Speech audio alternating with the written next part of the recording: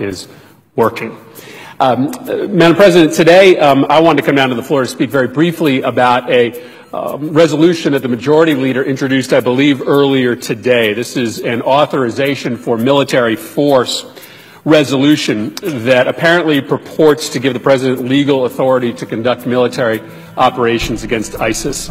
Before we break for the weekend, Madam President, I thought it was important to come to the floor to explain why, very briefly, to my colleagues, to explain what this resolution really is. This resolution is a total rewrite of the War Powers Clause of the United States Constitution. Let's be clear about that. It is essentially a declaration of international martial law, a sweeping transfer of military power to the president that will allow him or her to send U.S. troops almost anywhere in the world for almost any reason with absolutely no limitations.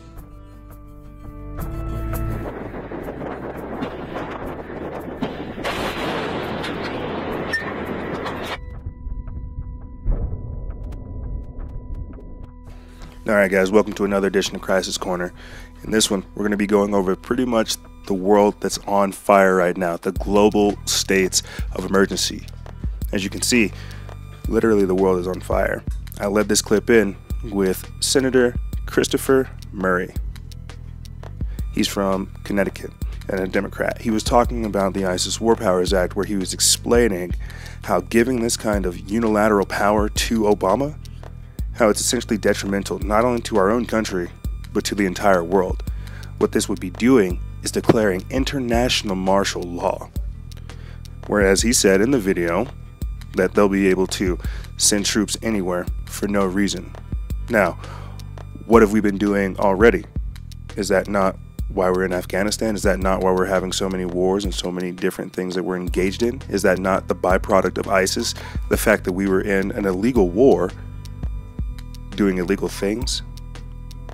And so now this is coming back full circle to where legally he will be endowed with these types of powers.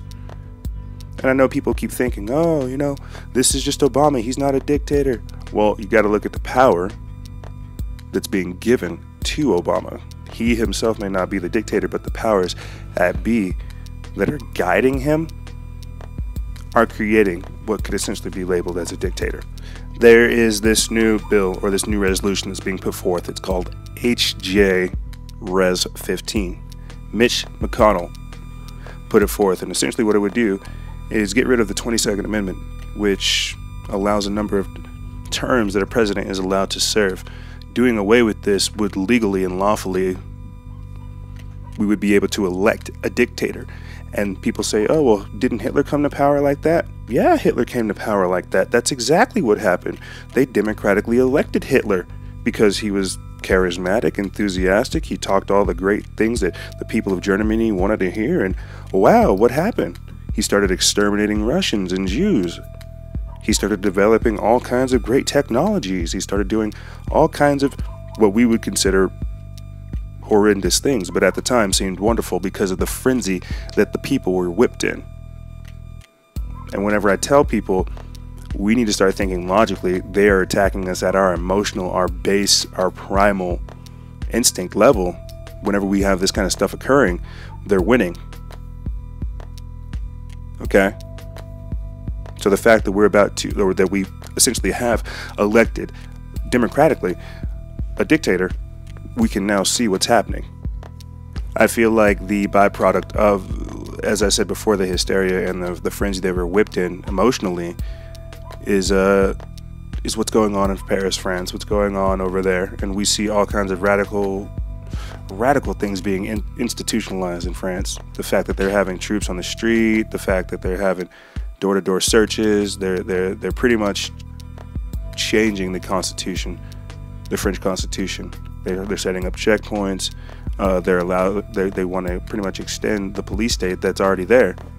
And there's a purpose to all of this, is because I feel like when we look at France, that is another model for what they're trying to do. They're trying to implement multiple styles of martial law.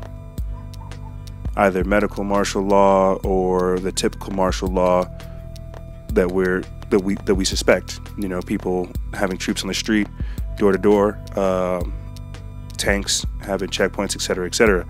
And this is where we're moving to.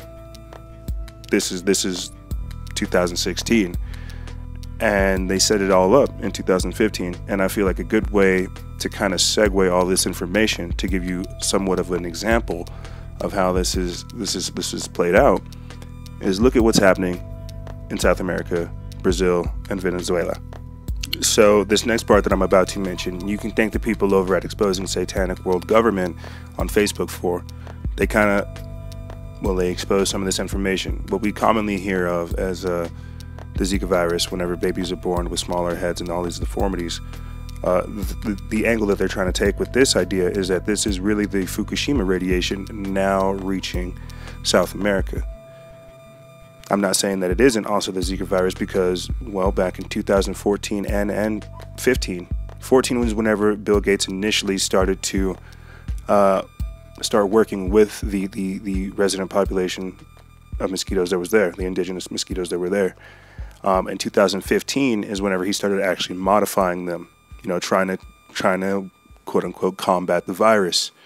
And in 2016, where we are at now, we are now seeing these not only irradiated but genetically modified mosquitoes now running rampant, creating all different kinds of genetic disorders, birth defects, and harm. Pretty much it's all kinds of different things that are along the lines of the depopulation agenda. The purpose behind all of this is to essentially implement what I would consider medical martial law. And I thought that whenever you see this type of stuff, whenever you see Brazil sending 220,000 troops door to door to teach mothers about mosquitoes, well, clearly that's going to raise red flags. What is the real point of this? And I was explaining this in another segment, or at least to someone else. Whenever they're doing this types of thing, you can see the two-pronged attack that they're trying to go at. This is a slow kill. Okay, in 2014, how far back they had this planned in an impoverished country, and in a, well, not really impoverished, but in a fallen state, in a country that's not doing necessarily well, not a first world country. They had to do the slow kill option, where people are pretty much procreating, they have family, they're trying to do the very basics and get by. They don't want that. So what they're trying to do is do the slow kill option first. Back in 2014, that's what happened. So now with 2016, where they're implementing this medical martial law, having the troops on the ground, door to door, handing out leaflets to tell people, first off, don't get pregnant, and secondly, if you do get pregnant, you might have some problems. And I think there's a fertilization association that pretty much guides the genetics, or pretty much says who can and cannot get pregnant. And what this is, when you look at it at a giant or at a macro view, it's eugenics. It's simply eugenics. It's eugenics, and it's part of the depopulation campaign, the dehumanization campaign. You guys can go back on my video, the Crisis Corner, where I go over the depopulation campaign as far as the Zika virus. It's on my channel, and you guys can get this information there. I'm kind of going off on a tangent, but this is all tying into the fact that medical martial law or international martial law is being implemented. Right now, Venezuela is running out of food, and so they're saying that it's an economic collapse, a financial collapse. This is why they've been telling us to stock up on food for the longest time. Okay. So what do you think, and we've heard this term before, what do you think it means whenever people say, oh, we're useless eaters, or we're zombies? What happens whenever the food runs out? What happens when the grid goes down? We're seeing all of this play out in foreign countries in different ways, different shapes, and, you know, different plays, really. So whenever we hear that the elite are building bunkers, they're digging in, they're getting ready, and they're trying to escape the collapse that they know is coming, we can see it in other countries and understand the intensity of it, and how hard the crash could potentially be. So whenever I say watch these other countries, and actually look at geopolitics and understand what's happening globally, you can get a good grasp of actually what's going on. Like right now, with a coup d'etat being threatened in Venezuela amongst the deepening economic crisis, the fact that they have no water, or the fact that they have no food, no sustainable income, no infrastructure within this country, we can see it collapsing. And this is, as I've said before in other parts of my work, this is part of an orchestrated collapse. So we can see the evidence of this as well whenever we start looking at Flint. A state employees have deliberately blocked Flint health workers from reporting on the Legionnaires' outbreak. They're stopping the reporters or the actual employees of the state that would like to report on the fact that the Legionnaire outbreak is because of the pollution that's going on in the Flint water plant. Okay, so whenever I say orchestrated collapse, we can see this happening here in America as well. I've said symbolically to a few other people that I think Flint is the match for the powder keg that's about to unfold here in America. So think about that symbolically, and I really want you guys to think about that.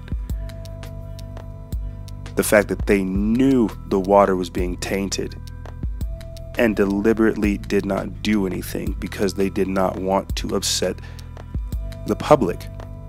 I think it was back in 2014 or 2015, I'm not sure. It could even be back far back as 2012.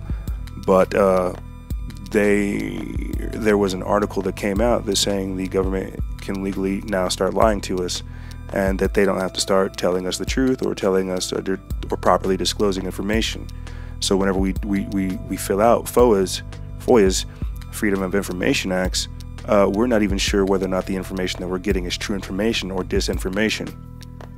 Okay, so whenever I'm talking about the things such as orchestrated collapse, and international martial law, or the quote-unquote global states of emergency, it's worldwide. This is a pandemic that's going worldwide. I'm going to be reading from a letter that pretty much goes over China's financial situation, or at least an article, and you can check this out at businessinsider.com, where they're talking about China really has no more money. They've been burning through cash as of late as it manages the devaluation of its currency, and there's a big debate over exactly how much money it has to burn. It's really not enough though.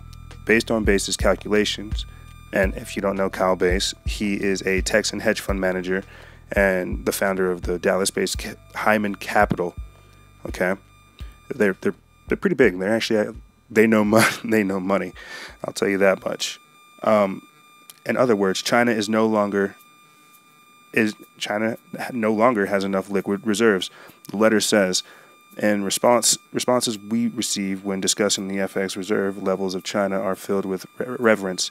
No country in the world has ever achieved $4 trillion in foreign exchange reserves by running such enormous trade surpluses with the rest of the world. While true, this analysis fails to frame the proper context of the larger situation.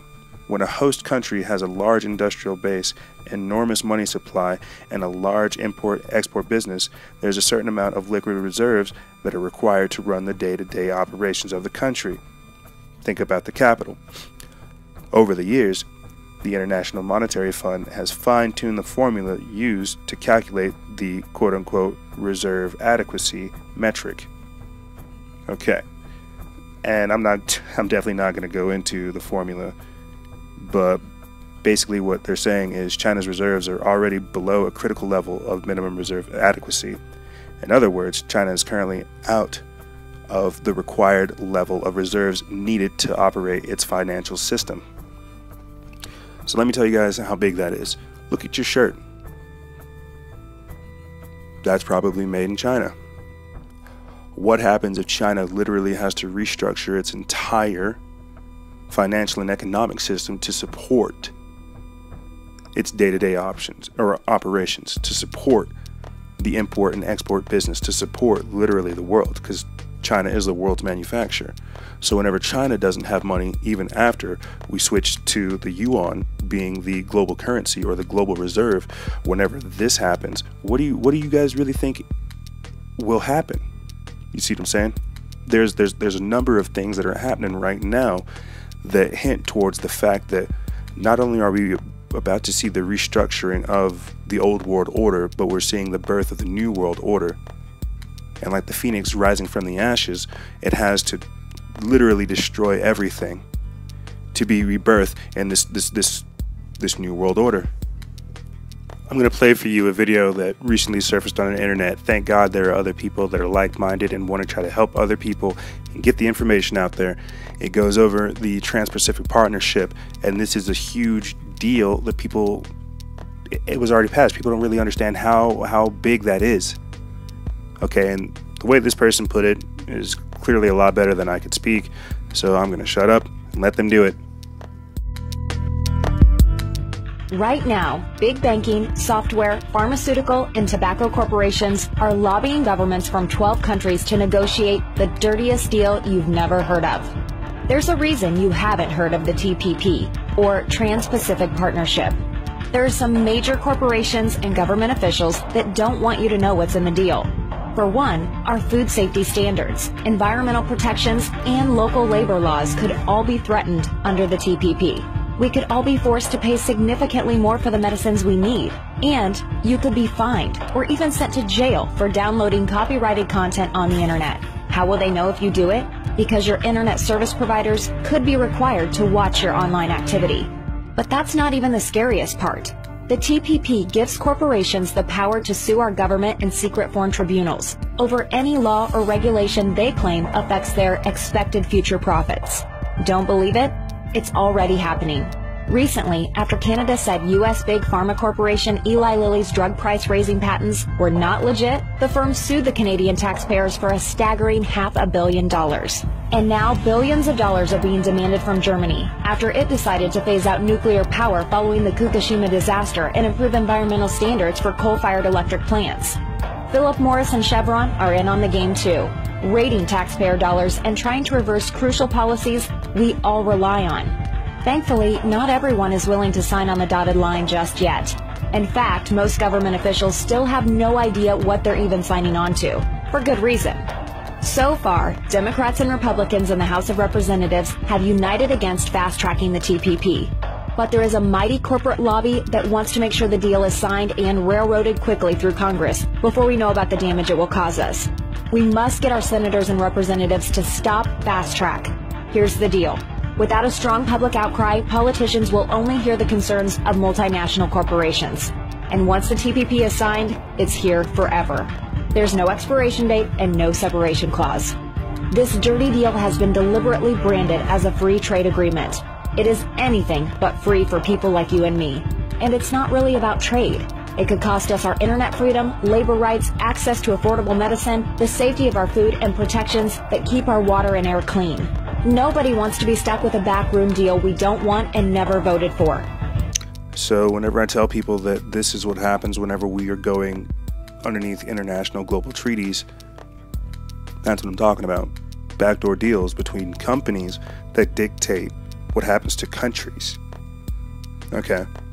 People are more worried about the actual profit margin than they are about the actual culture that they're impacting. Okay. So we no longer go underneath the Bill of Rights, and we no longer abide by the Constitution. We have a global standard for everything. This is globalism. This is the new world order.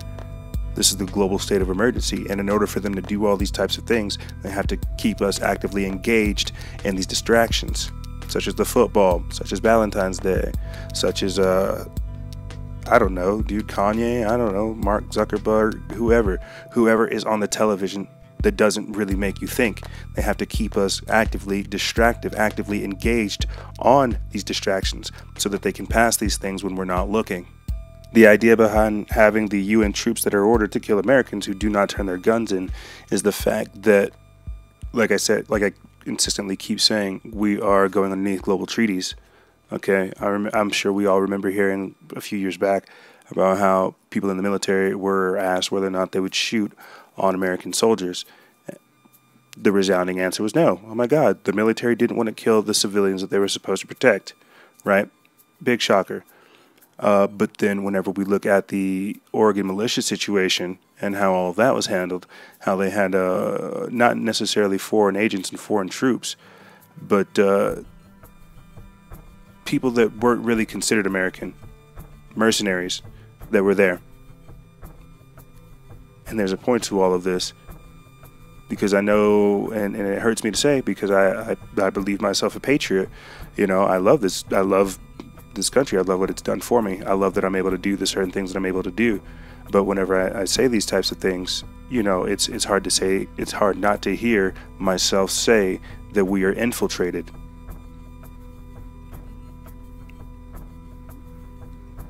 And it's very hard to try to conceptualize. Okay, the fact that we have been infiltrated means more than one thing. And you know, I know people are like, oh, Freemasons rule the world, or oh, you know, the Illuminati, or all blah blah blah blah blah.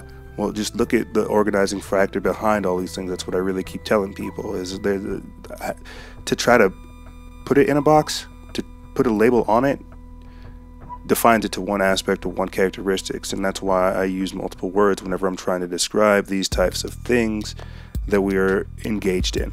The fact that they're saying they need a global coalition to deal with the US dictatorship. Now, at the start of this video, I somewhat hinted towards HJ Res 15 and how that would essentially cut out the 22nd Amendment, which would give the president a certain amount of terms in which they can serve. So if Russia is able to notice this, why are we still in denial? Clearly, Obama is becoming more and more empowered by his own status as the president of the country, and for some weird reason, he has not been stopped. And my reason is I think eventually he's going to get assassinated, or he's going to get not necessarily assassinated. An attempt will happen to where they feel like, oh, you know, now Obama's this great messiah, he's got to survive, and boom, there you go. You know, now we have this great charismatic, euphoric dictator that's going to lead us to pretty much World War III. And we can already see all of this stuff setting up. But the fact that we have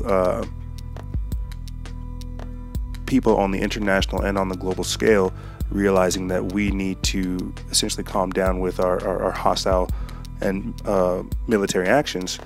So that's all I'm going to be putting in this edition of Crisis Corner. I know I kind of covered a lot, I jumped all over the place, but I hope I gave you guys enough examples to show you that literally the world is on fire right now. They're trying to implement global martial law and take away more and more of our freedoms.